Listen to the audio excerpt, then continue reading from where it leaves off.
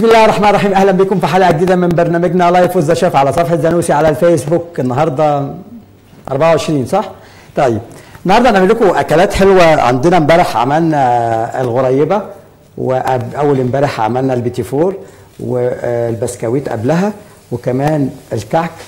ناقص حاجه واحده بس جالنا سؤال عليها او جات لنا اسئله كتير عليها، هي القراقيش او المنين، وكمان القرص بعجوه. هنعملها النهارده، يعني احنا النهارده موجودين معاكم عشان نعمل لكم ختام ان شاء الله الحاجات بتاعتنا. ولو في اي اسئله اي استفسارات عن اي حاجه عايزينها، احنا تحت امركم، كلمونا او ابعتوا لنا هنلبي رغباتكم. النهارده هنعمل فراخ بالكاري. فراخ بالكاري طريقه بسيطه لذيذه طعمها حلو قوي على الطريقه الهنديه. فراخ بالكاري، في ناس تقول لك ده فيها كذا ما فيهاش كذا. انا بحاجه بسيطه قوي. اول حاجه عندي كيلو من صدور الفراخ. انا عارف، انا عايز بس الحله الكبيره بدور عليها مش لاقيها من ساعتها يا عيني، لقيناها الحمد لله. كيلو من صدور الفراخ متقطع مكعبات كبيره شويه اهو، جميل. وبعدين عندنا 3 معالق من الكاري الباودر، عندي معلقتين من الكاري البيست. الكاري البيست دوت موجود في السوبر ماركت. عندي 3 جزرات متقطعين شرايح، و3 بصلات متقطعين مكعبات كبيره، و3 ثمرات فلفل الوان، وكوبايه من الاناناس. اناناس ومعلقتين من الزبده، ومعلقتين من الدقيق، وكوبايتين من المرق او الشوربه، ونص كوبايه 3/4 كوبايه كريمه او كوبايه كريمه زي ما تحبوا، يعني عشان ما يبقاش الموضوع زياده عن اللزوم. انا طبعا هتتقدم مع رز ابيض، وانا الرز الابيض انتوا كلكم بتعرفوا تعملوه، فانا عملته قبل الهوا اهو. هوطي عليه بعد ما تشرب ميته كده، ونسيبه قدامنا براحته خالص لغايه ما يتشرب معانا. اهو برضه عشان تبقوا شايفين اهو، رز ابيض عادي جدا اهو، بدا يشرب ميته. بس عشان ما ناخدش غلبه، يعني عشان عندنا حاجات كتير هنعمل مع بعض الرز ونقلبه كده ونسيبه على نار هاديه لغايه ما يستوي. يلا بينا نشتغل. كيلو من صدور الفراخ، معلقتين زبده، 3 معالق كاري باودر، معلقتين كبار من الكاري البيست، وعندنا كمان هنا كوبايه من الاناناس، و3 جزرات متقطعين شرايح، وكمان عندنا 3 ثمرات فلفل الوان، وبصلتين متقطعين يعني مكعبات كبيره، معلقتين من الدقيق، وكوبايتين من المرق، وكوبايه او كوبايه الا ربع من الكريمه. طبعا انا بقول لكم يا جماعه هنا صدقوني مش قادر اقاوم الحراره بتاعه البوتاجاز اللي موجود قدامنا. درجه حراره عاليه جدا، من اقوى البوتاجازات بتاعه زانوسي اللي انا قابلتها في حياتي. هنشغل على اقصى حاجه ونحط كده، وناخد الفراخ بالراحه كده. بسم الله الرحمن الرحيم. بس هنلبس كلافز عشان هنقلبها مع بعضها مع بودره الكاري، وهنجيب طبق اوسع شويه او بوله اهي، اي حاجه عندنا كده ممكن نستعملها. طيب هنا ممكن ناخد الطاجن ده، وبعد اصل انا عايز اوريكم بس احنا هنعمل ايه. هنستعمل حاجه دلوقتي بسيطه، هي عباره عن الفراخ بتاعتي اهي، بعدين احط عليها معلقه كبيره من الكاري او نص كميه 3 معالق الكاري، يعني معلقه ونص. احط عليها ملح، نحط عليها شويه فلفل، ونقلبها مع بعض كده. تاني ماشي حاضر. حط نص كميه الكاري بتاعتي الباودر مع شويه ملح وفلفل بس. بس تاني اهو، الفراخ متقطعه قطع كبيره، تبلتها بالكاري مع شويه ملح وفلفل فقط. ناخد معلقه زيت كبيره. صدور فراخ ممكن تنفع بالفراخ وبالوراك والصدور، بس الصدور اخف. عفوا، الفلفل كل مره يعمل معاه الحركه دي.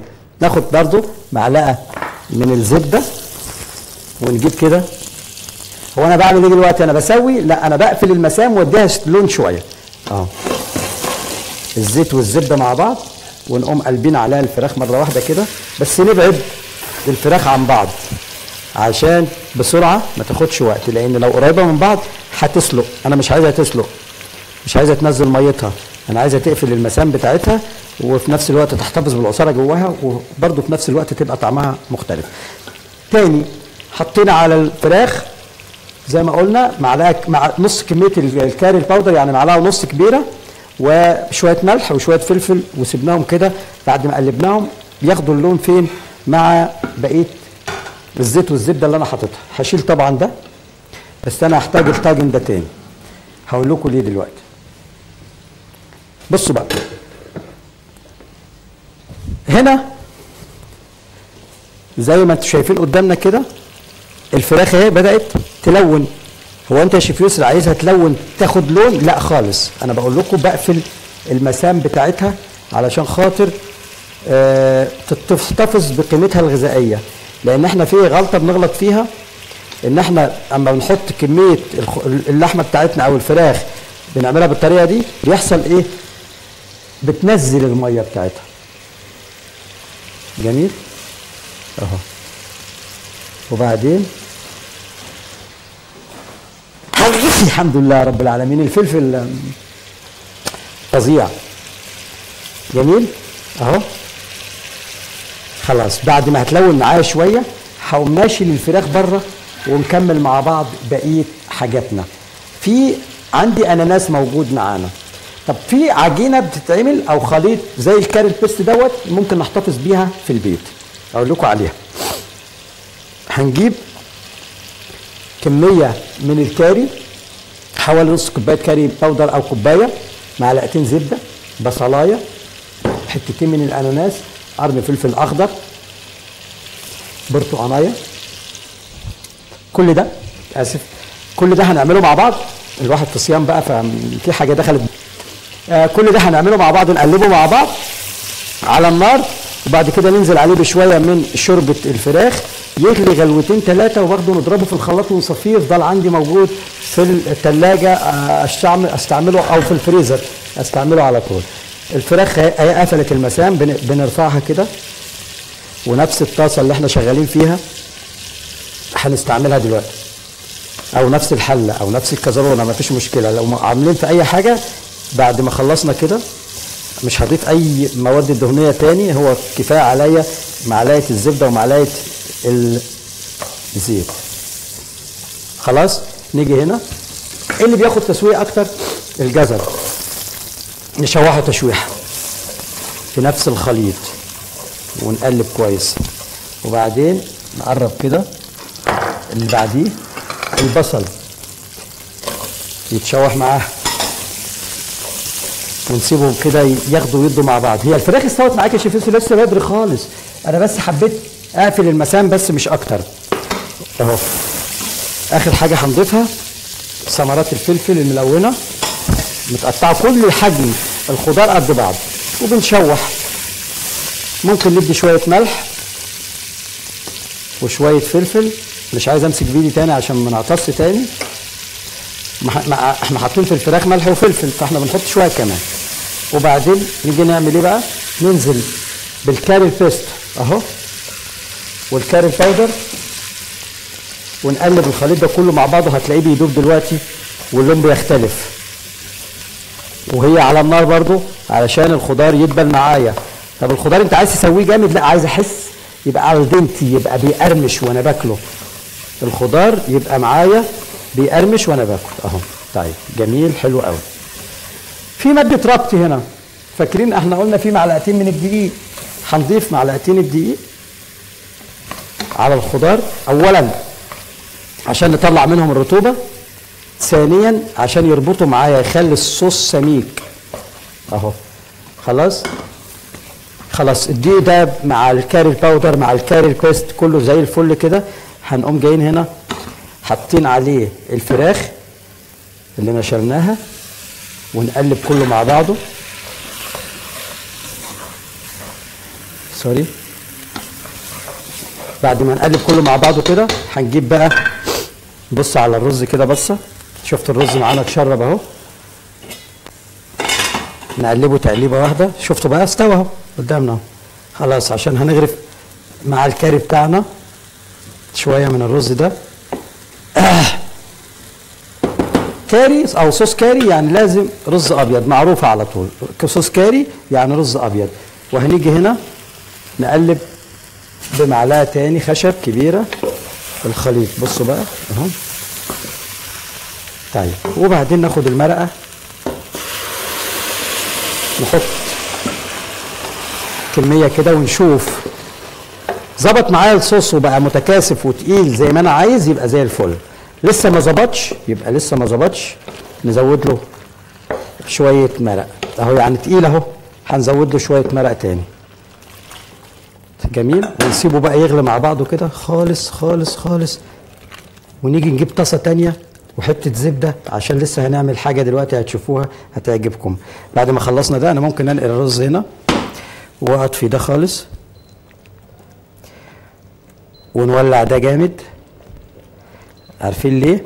هتشوفوا دلوقتي. عشان خاطر نعمل مع بعض. حاضر. الايه؟ الكاري باودر هو كركم، كزبره، ورق لورا مطحون، كبابه صيني، ايه تاني؟ شويه كمون صغيرين وشويه من الشطه، بس هو بيتباع جاهز افضل يعني، لان هو اللي بيجي خصوصا اللي بيجي من الهند هم لهم هناك تتبيله معينه كده بتبقى طعمها حلو قوي. هجيب طاسه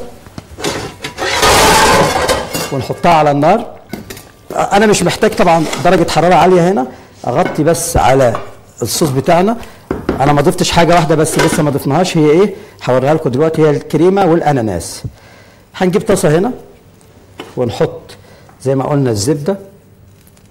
طب ليه الاناناس؟ لان الاناناس فيه سكر، الاناناس طعمه مسكر، وفي نفس الوقت انا عايزه يبقى له لون، وفي نفس الوقت اكثر حده السكر جواه. هوريكم هعمل فيه ايه دلوقتي.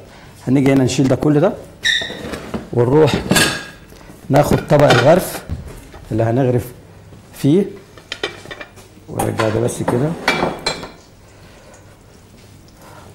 نجيب بوله ناخد فيها شويه رز عبال ما الاناناس قصدي الزبده تسيح معانا. وبعدين ده احنا ايه الوقت كده هيسرقنا؟ ان شاء الله مش هيسرق، ما تخافوش. اهو رز ابيض هنقدمه مع الكاري. كفايه. ونقلبها نسويها كده. خلاص انا مش محتاج ده دلوقتي خلاص. اهو هنا زبده يعني بتتقدح معايا، او زي ما بنقول بتسخن معايا جامد. هناخد الاناناس نرش عليه رشه ملح كده، رشه اطراف الاصابع عشان تكسر حده الملح الموجود، قصدي السكر الموجود جوه. نحط الاناناس ونسيبه نفرده كده يلون معانا. بيبقى طعمه هايل، طعمه هايل لما يتعمل بالزبده كده. زار انا خدت برد باين. طيب الله يسلمك. تقريبا يعني تكييف ودرجه حراره بوتاجاز زانوسي العاليه. وعايز اذكركم برقمنا 149.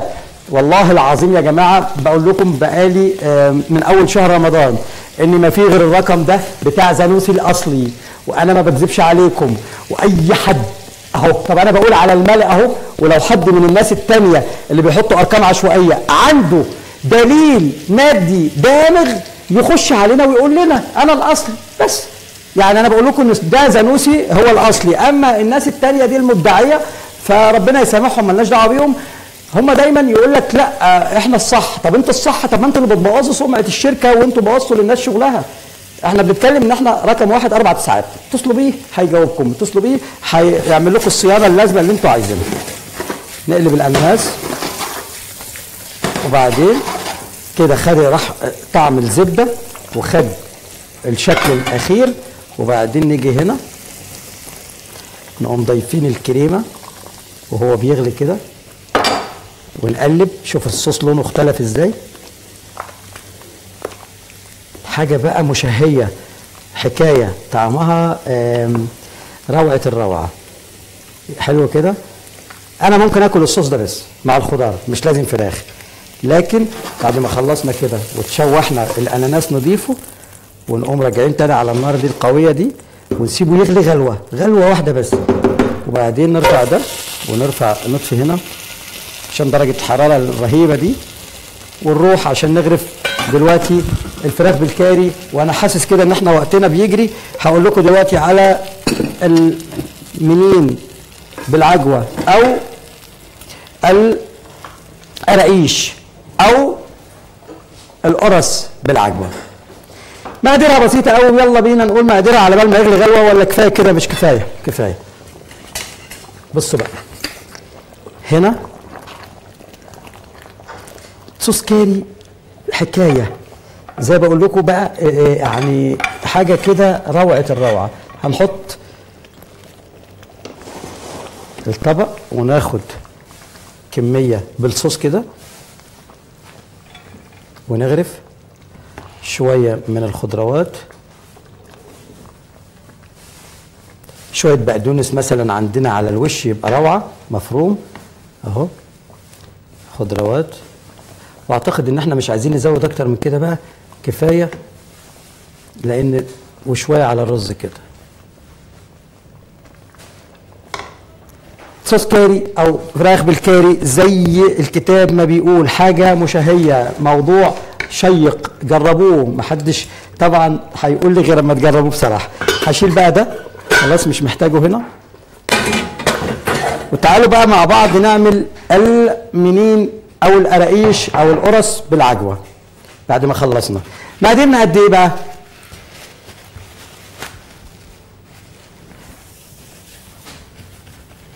بصوا يا جماعه، احنا بنقول طبعا اللي بيسالنا ان البرنامج هيستمر بعد رمضان، نتمنى ان احنا نستمر معاكم على طول، لكن تابعونا دايما على صفحه زانوسي، هتلاقوا الجديد، هتلاقوا اللي احنا هنعمله معاكم على طول. لسه عندنا حاجات كتير جدا وافكار هنعملها مع شركه زانوسي على الصفحه ان شاء الله، نكون متواصلين مع بعض. بس تابعوا على الصفحه هتشوفوا احنا هنعمل ايه ان شاء الله على طول.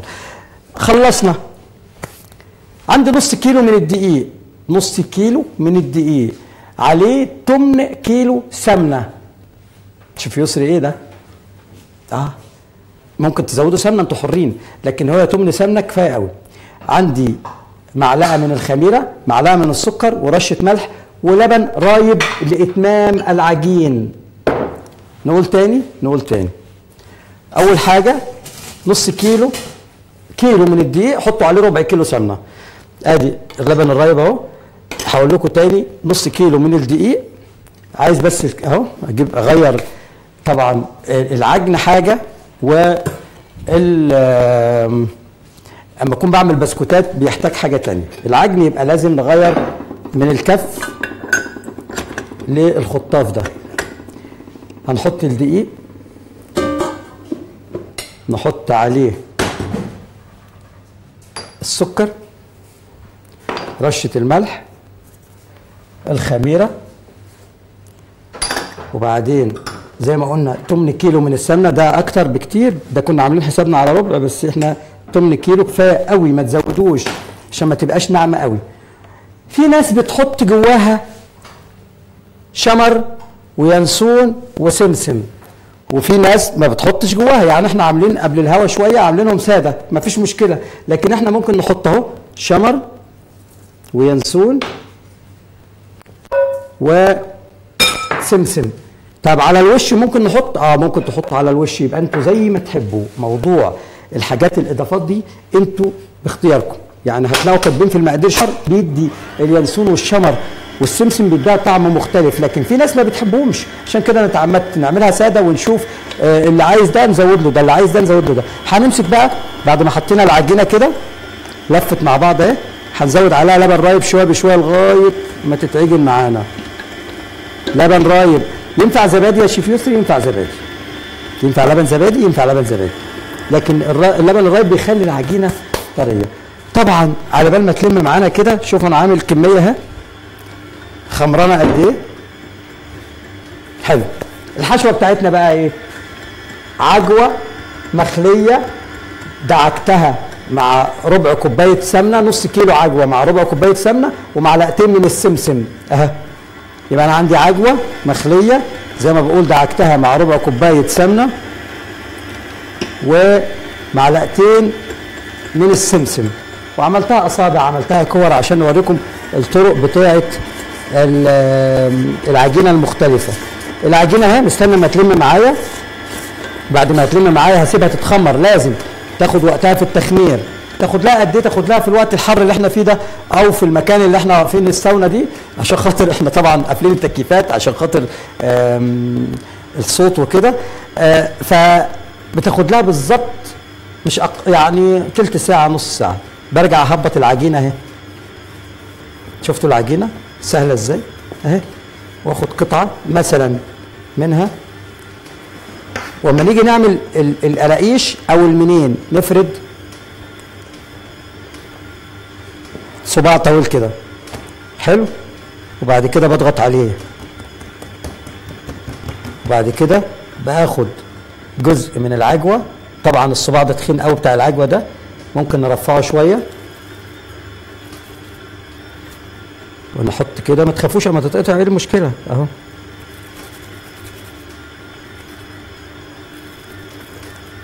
ونحط تاني كده اهو، وبعدين بعد ما نحطها خالص نملاها، نقوم قافلين ده كده اهو، ونقفل من الناحيه التانيه. ده بالنسبه لايه؟ للقراقيش او المنين. بقفلها خالص وابرمها تاني.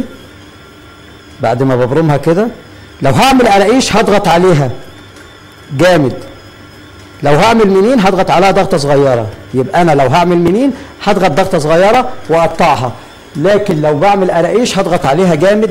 هنجيب بس ايه الصاج بتاع الفرن عشان نحط عليه. بص كده على العجينه، خلاص انا مش محتاج العجينه اتعجنت اهي. بص بقى لما اجي اقطعها كده بورب صغير.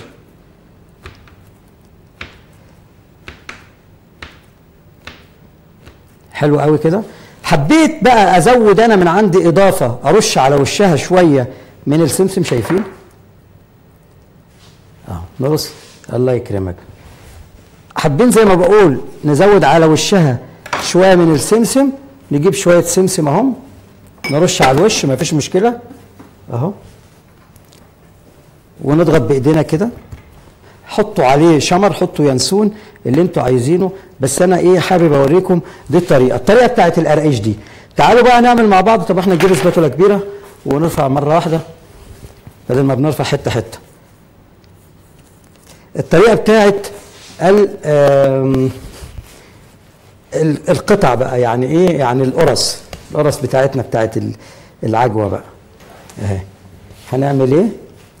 هنيجي كده نجيب قطعه من العجين صغيره اهي حسب القرصه اللي انا هعملها، ونلفها ونفردها دايره. بعدين نجيب حته من العجوه حسب حجم اللي احنا عايزينه برضه اهو، اعملها كوره واضغط عليها، ابططها شويه واحطها هنا، واقفل دي كده كده. خلاص قفلتها خالص اهي. اقوم قلبها الناحيه الثانيه وضغط عليها. عايزين تعملوها سليمه زي ما هي كده ما فيش مشكله، عايزين تعملوها مقطوعه نصين ما فيش مشكله. يعني احنا ممكن نعمل واحده كده مقطوعه نصين اهي، وواحده مش مقطوعه. تاني هوريكم واحده تانيه سليمه مش يعني بحجمها. طيب عايز احط على وشها شويه سمسم، شويه شمر، شويه ينسون، ما فيش مشكله خالص. طيب يا شيف يسري انا خايفه ان انا احطها في الفرن ترفع معايا. عندك حق، هقول لك تعملي ايه. تيجي كده اهو، نفرم دي بس، نبرمها نضغط عليها كده اهو، بعدين نحطها في النص ونلم الحروف على بعضها. مفيش اسهل من كده. وبعدين نقفلها خالص ونقلبها الناحيه الثانيه ونضغط، ونيجي هنا بقى بسكينه رفيعه او بشوكه. عمليه اللي انا التغريز اللي انا بعمله ده بحيث ان هي ما ترفعش معايا، لان ممكن احطها في الفرن ابص الاقيها بتطلع معايا ترفع. ده شكل نهائي للي احنا عاملينه اهو، بس ده من غير زي ما قلنا من غير شمر، لان احمد الله يديله الصحه هو ما بيحبش الشمر واليانسون، بيقول لك بيجي تحت اسنانه كده فما رضاش يعجن بالعجينه. استمتعوا معانا بشكلها، بطعمها، بحلاوتها. يا رب تكونوا استمتعتوا معانا في حلقتنا. دايما ان شاء الله تشوفونا في حلقات مميزه على صفحه زانوسي على الفيسبوك. اللي فاتته الحلقه يتفرج بعد الفطار مباشره على قناه زانوسي على اليوتيوب. النهارده عملنا لكم الكاري، عملنا الرقيش او المنين بالعجوه، وريناكم الطريقه والتكنيك وانا شغال معاكم اهو بتتخمر معايا وبتطلع. يعني احنا ممكن نحطها دلوقتي في الفرن تبقى زي الفل بعد بالظبط اقل من 10 12 دقيقه، وخصوصا في فرن زانوسي ده لانه قوي زي ما احنا بنشرح لكم دايما. استمتعت معاكم، يا رب تكونوا مستمتعين معانا. اشوفكم ان شاء الله بكره على خير. زي ما بقول لكم كل يوم، يا رب نحب بعض ان شاء الله. كل اسئلتكم وكل الحاجات اللي انتم بتبعتوها حتى لو بعد الحلقه ما بتنتهي هنجاوبكم عليها. اشوفكم على خير، السلام عليكم.